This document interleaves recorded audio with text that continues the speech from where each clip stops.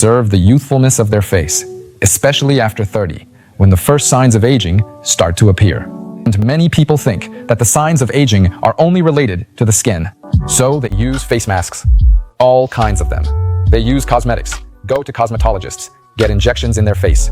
But in reality, the main factor affecting skin aging is the internal structures located beneath the skin. These are specifically the fascia, subcutaneous fat, and muscles, and the bones, as well as the blood vessels. It's exactly when tension builds up there that it leads to the skin starting to wrinkle and shrink. If we look at any structure, whether it's fascia, muscle, or bone, they all tend to deform and contract with age due to tension. But the skin, as we age, can only stretch. And as a result of this stretching, the facial contours start to sag. The face starts to become deformed. If we take a look, there are a lot of muscles right under the skin. And when these muscles start to tense up, it leads to the appearance of nasolabial folds. Or when the muscles tense up in the area between the eyebrows, that's when the frown lines appear. Or when the circular muscle around the eye tenses up, that's when you get tear troughs and bags under the eyes. If all these muscles are relaxed, the skin on your face will be smooth and even. Imagine that all these muscles are tense. Wrinkles will appear here. Wrinkles will show up on the forehead. Wrinkles will form around the eyes. Nasolabial folds will appear. All of that. Also, the marionette muscles here will cause jowls to form. So, all of this is connected to the muscles. This is pure anatomy. Now, let's go through these muscles one by one.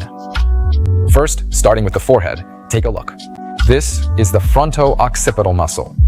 When this muscle contracts, for example, when you raise your eyebrows in surprise, it causes horizontal wrinkles to appear on your forehead. If you don't want to have wrinkles on your forehead, you need to massage the scalp more often, because as you can see, it runs from the back of the head to the forehead. That's why you need to massage your forehead. Massage the scalp and massage the back of your head. And then this muscle will start to relax. The next muscle is the procerus muscle, which forms a horizontal crease. There's also a muscle nearby here that furrows the eyebrow. When this muscle contracts, you get these kinds of creases here. You can relax this muscle by massaging the eyebrow right here. So, you massage your eyebrows, and then this muscle will start to relax. The next important muscle is the orbicularis oculi, the circular muscle around the eye. When we squint, a lot of wrinkles and folds appear around the eyes. That's why you can stretch it out. You can simply smooth it out from the inner corner with 2 fingers. Smooth it out toward the outer side, like this, from below. And then go along the eyebrow. Movements like these. This is the muscle that lifts the wing of the nose and the upper lip. Here it is, the one that lifts the wing of the nose. When this muscle tenses, the wings of the nose start to flare. First of all, the nose becomes wider. Second, the wing of the nose lifts upward, and it's exactly at this point, in the area of the nose wing, that signs of nasolabial folds appear. So, at first, a slight tension causes a small crease to appear here. If you ignore it, other muscles start to get involved. The muscle that lifts the upper lip and the muscle that lifts the corner also get involved. And when these 3 muscles tense up, they form the nasolabial fold. When I do this, see, I bare my teeth. The nasolabial fold appears. So, there's no need to rush to a cosmetologist and fill in this fold right away. With filler, you just need to relax these muscles, and then the nasolabial fold will start to fade. You can massage it. Take the lower part of your nose wing and start massaging it like this with your fingers, stretching it downward. Do this kind of massage, maybe on both sides. The next muscles that can make the nasolabial fold more pronounced as it goes downward are the so-called zygomatic muscles. And right here, the buccal muscle. When this buccal muscle is tense, the cheek starts to look puffier, becomes denser and thicker. and this causes the fold to drop down. It goes downward. So how can you relax it? You can wash your hands or put on gloves and use both hands to do a buccal massage. One finger goes inside, the other finger stays outside, and you knead the cheek. Will your face become smoother? Here, it will look more toned. There will be a lifting effect, and the volume of the cheek will decrease. In other words, your cheekbones will become more defined, and the lower part will look lighter. An important muscle is the masseter muscle. Here it is. Even though it's not considered a facial expression muscle, it plays a big role. Because if the masseter muscles are tense, the cheekbones and this distance start to decrease. The cheekbones begin to sink down, and the lower part becomes heavier. This affects the face so that, with age, it changes from a more elongated shape to a rounder one. That's why you need to relax this muscle. You can simply take your thumb like this and start massaging. Right here, you clench your teeth. And you just massage it, just knead it with your thumb. You can also use another finger. Knead it like this. So you find any sore spots and knead them.